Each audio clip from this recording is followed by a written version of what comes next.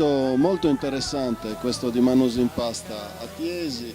È stata l'occasione anche dell'incontro attorno a una tavola rotonda, non esattamente un convegno, ma un incontro tra vari portatori di interesse positivo verso la Sardegna, verso la cultura agroalimentare tradizionale. Quindi speriamo in un primo momento che ci possa proiettare in avanti, sempre nella valorizzazione del prodotto del territorio e del territorio stesso. Ho assistito a un bel confronto su un tema molto complesso, di difficile soluzione, ma senz'altro entusiasmante. L'obiettivo di fondo è creare in Sardegna un sistema agroalimentare che parta dalla produzione primaria ed arrivi ad offrire al consumatore finale dei prodotti di grande qualità, fare in modo che questo aspetto venga valorizzato, creare le condizioni cioè perché dall'agricoltura e dal saper fare dei sardi si produca ricchezza per i sardi.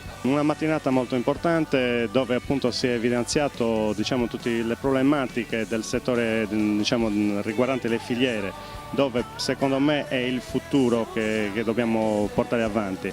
È stata molto interessante, abbiamo ascoltato vari pareri e varie testimonianze di quello che si sta portando avanti oggi. Io sono fiducioso, credo che sia la strada da percorrere per creare un futuro sardo con un'economia che è in grande ripresa. La Sardegna ha delle grandi opportunità nel settore agroalimentare, finalmente si è scoperto che l'agroalimentare è un tesoro per la Sardegna.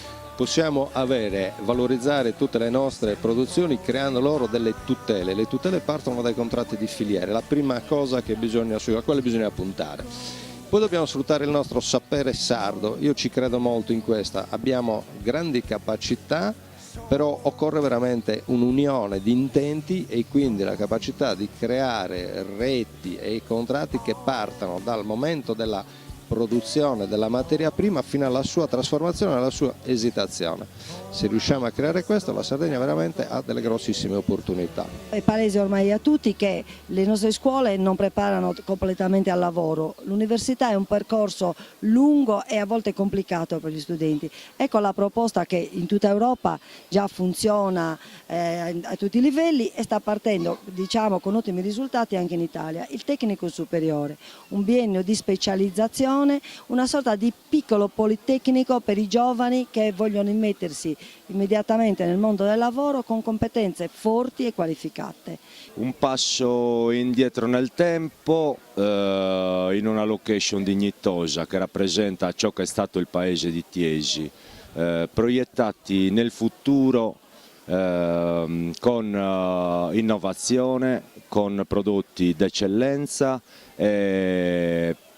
confidando nel fatto che il grano un domani possa diventare il petrolio del futuro. Quest'anno abbiamo voluto bandire il primo premio giornalistico Manus in Pasta. È stato consegnato all'enogastronomo Giovanni Fancello e al collega, il giornalista Gilberto Arru. Per essersi distinti in questi anni nel settore enogastronomico e per aver motivato molte aziende a cambiare filosofia e a puntare molto sui prodotti tipici. Giovanni Fancello, giornalista, com'è questo premio che ha ricevuto il collega Gilberto Arru in questa circostanza?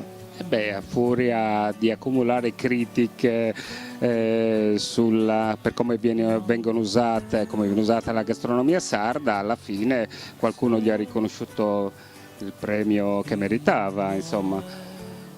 Gilberto Arru, ma Giovanni Fancello questo premio l'ha meritato?